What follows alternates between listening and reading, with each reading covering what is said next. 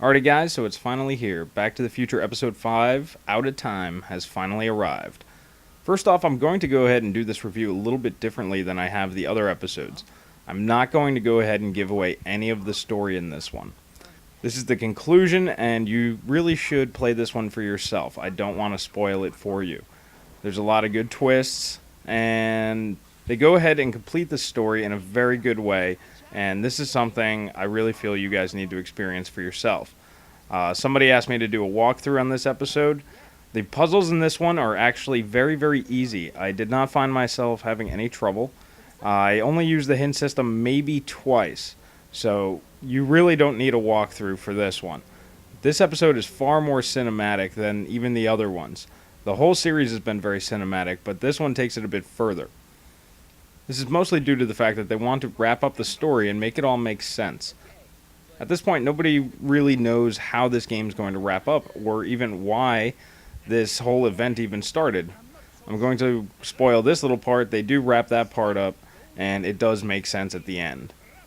This is also one of the longest episodes, if not the longest, but it definitely has the most varied locations. You do move around a lot more in this one compared to the other episodes, and you do get to do a lot more stuff.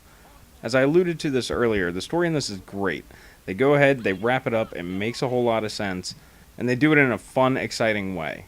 Obviously, this all happens at the end of the game. After you've completed all the puzzle sequences, you go into a pretty long cutscene, and most of the stuff is explained to you.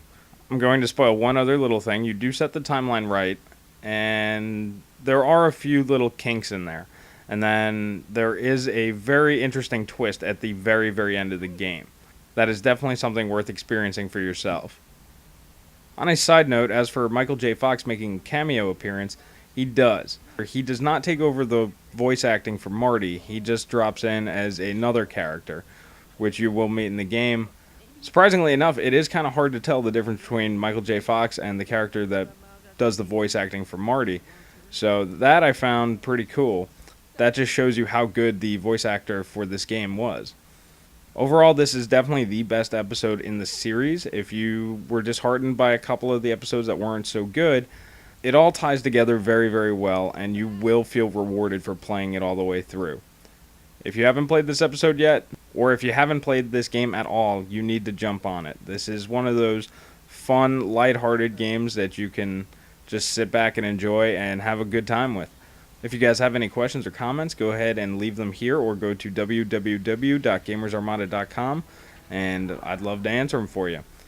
Alrighty guys, take care. He's flying! Isn't it